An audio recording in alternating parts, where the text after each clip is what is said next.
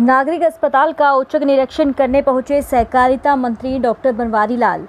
स्वास्थ्य अधिकारियों से ली व्यवस्थाओं की जानकारी। विधायक चिरंजीवी राव द्वारा राव इंद्रजीत सिंह पर राजनीति हमलों का दिया जवाब। कहा, राव इंद्रजीत सिंह वर्चुअल मीटिंग के जरिए समय समय पर अधिकारियों को दे रहे हैं दिशा निर्देश। बोले, बीमारी के बढ़ते खतरे को लेकर जनता के बीच नहीं आ पा रहे केंद्रीय मंत्री। सदा से किसानों के हितैषी रहे हैं प्रधानमंत्री नरेंद्र मोदी, ये डॉक्टर बनवारी लाल ने कहा है। किसान आंदोलन पर बोले, वार्ता को तैयार है सरकार और वार्ता के लिए आगे आए किसान। किसानों से की अपील, बीमारी के दौरान ना करे राजनीति। कहा कि प्रधानमंत्री और मुख्यमंत्री की दूरदृष्टि से कोरोना की दूसरी लहर पर जल्द पाया काबू। सरकार के प्रयास से प्रदेश में घटने लगे हैं कोरोना केस, ये डॉक्टर बनवारी लाल ने कहा है। ब्लैक फंगस को बताया बड़ी चुनौती। साथ ही डॉक्टर बनवारी लाल ने कहा कि इस बीमारी से निपटने के लिए भी पूरी तरह से तैयार है सरकार। ब्लैक फंगस के केस बढ़ने पर इलाज के लिए जिला स्तर पर किया जाएगा अस्पतालों का चयन। वैक्सीन को बताया कोरोना से बचने का सबसे बड़ा हथियार। इससे पूर्व बावल सामुदायिक स्वास्थ्य केंद्र का भी किया निरीक्षण। इस तरह से आपको पता है कि कोविड-19 की जो सेकंड वेव थी वो काफ़ी तेज़ी से चली और उसके अंदर काफ़ी लोग फैटल थी और काफ़ी लोगों की जान गई। तो जिस तरह से ये वेव आई थी और हमारे देश के प्रधानमंत्री नरेंद्र भाई मोदी जी की सूझबूझ से उनके प्रयासों से और हमारे प्रदेश के मुख्यमंत्री माननीय मनोहर लाल जी के प्रयासों से, उनकी सूझबूझ से, जिस तरह से उन्होंने पर्सनली माननीय मुख्यमंत्री जी ने भी, माननीय प्रधानमंत्री जी ने जिस तरह से व्यक्तिगत तौर पे इस विषय पर जोर दिया और देश के प्रधानमंत्री सभी मंत्रियों से, सभी मुख्यमंत्रियों से, सभी डीएम से, सभी डॉक्टर से बात की है और इसका क्या रास्ता निकला जाए उस पर पूरा विचार करके और इस स्थिति पर आज हम पहुंच पाए हैं सभी के सहयोग से कि जो सेकेंड वेव हमारी आई उसको हम आज जो हमारे हरियाणा में भी 16,000 तक केस पहुँच गए थे, आज हम 5,000 के आसपास पहुँच गए थे। ये सब हमने के दिशा निर्देश हैं और सभी लोगों के प्रयास से हम यहाँ इस स्टेज पर आकर पहुँचे। और अब जो एक नई बीमारी जो ब्लैक फंगस की आई है वो भी एक हमारे लिए चुनौती है, लेकिन प्रदेश और केंद्र सरकार और प्रदेश सरकार ने कहा है कि हम इस बीमारी के लिए भी पूरी तरह तैयार हैं और जो इसके लिए मेडिसिन की ज़रूरत है उसको भी हम ज़्यादा से ज़्यादा अवेलेबल कराएंगे।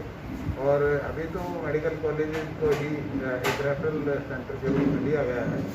आगे अगर ज़्यादा ये केस बढ़ते हैं तो हम अपने डिस्ट्रिक्ट के हेडक्वार्टर में कोई ऐसे हॉस्पिटल डेजिग्नेट करेंगे ताकि वो भी इस ब्लैक फंगस का इलाज यहाँ करें ताकि मरीज को कोई असुविधा ना हो।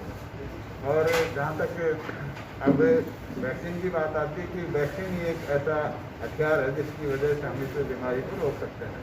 और जो वैक्सीनेशन अभी देश के अंदर, प्रदेश के अंदर चली हुई है, तो आज मैंने रिवाड़ी सिविल हॉस्पिटल का और इससे पहले बावल हॉस्पिटल का भी दौरा किया है, तो वहाँ मैंने देखा है कि वैक्सीन की कोई दिक्कत नहीं है और सभी लोगों से मैंने पूछा भी तो वो लोग भी सेटिस्फाई हैं।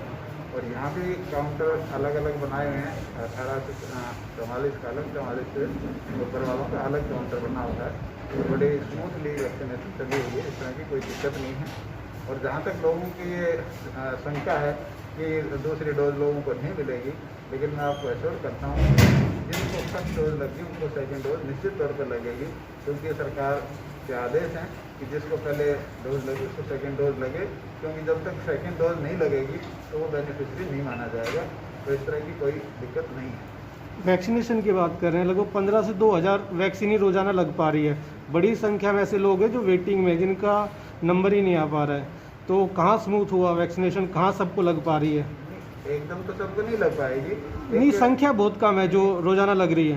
मैं यही तो कह रहा हूँ, धीरे धीरे इसको हम PHC जैसे CHC पे लग रही है, PHC पे लगाएंगे, सब सेंटर पे लगाएंगे, फिर बड़े बड़े गाँव में लगाएंगे, तो धीरे धीरे हम इसका नंबर बढ़ाएंगे। इसके अलावा जो लॉकडाउन तो बढ़ा दिया गया है, लेकिन जो दुकानों को छूट दी गई है, तो क्या लगता है आपको, सही है ये कदम? क्योंकि संक्रमण तो अभी भी तेज़ी से फैल रहा है।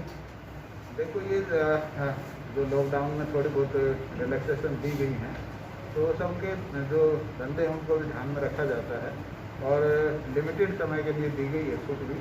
तो मेरे को लगता है कि लोग जो मास्क की और डिस्टेंस की पालना करेंगे तो इसमें कोई दिक्कत नहीं आनी चाहिए। सेकेंड वेव जब आई थी तो उससे पहले आपने जो सरकार ने उतनी तैयारियां नहीं की थी। जब फर्स्ट टाइम आया था कोरोना तब कहा गया था कि सेकेंड वेव आएगी, लेकिन तैयारी नहीं की सरकार ने। अब थर्ड वेव भी आ रही है, तो उसको लेकर क्या तैयारियां कर रहे हैं?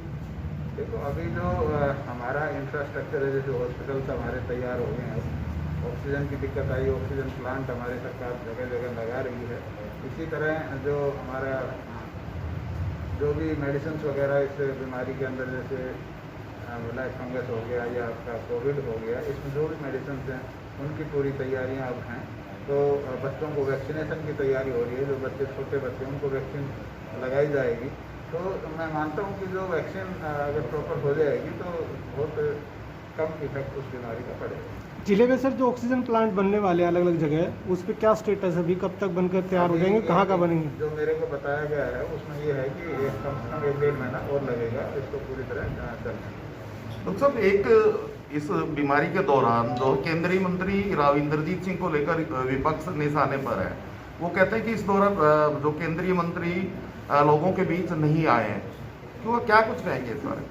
देखो, राव इंद्रजीत सिंह जी विजुअली जुड़े रहते हैं और समय समय पर वो अधिकारियों को दिशा निर्देश भी देते हैं।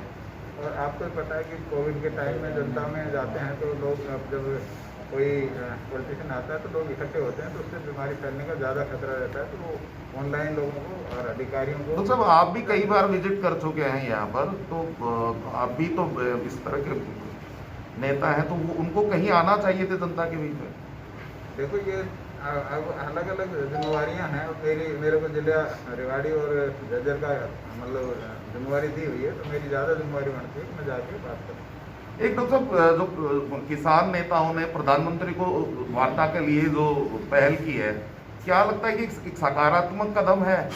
देखो, प्रधानमंत्री जी तो शुरू से ही सकारात्मक रहे हैं और वो किसान हितैषी हैं, इसमें कोई शक नहीं। अभी भी देखो, किसानों को उन्होंने अपना किसान सम्मान निधि की एक किस्त दी है। दूसरा, जो आपका खाद का जो सब्सिडी है वो भी 500 से 1200 रुपये की सब्सिडी दी है।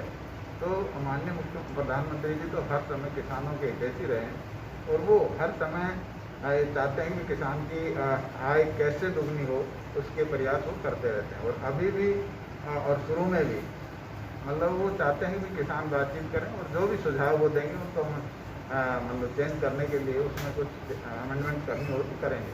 तो हरदम किसान हित की बात करते हैं और अच्छी बात है किसानों को भी इस वार्ता में शामिल होकर, और जो ये बीमारी है इसमें हम सब लोगों को मिलकर लड़ना चाहिए और इस समय इस तरह की राजनीति नहीं करनी चाहिए ताकि ये बीमारी और ना बढ़े।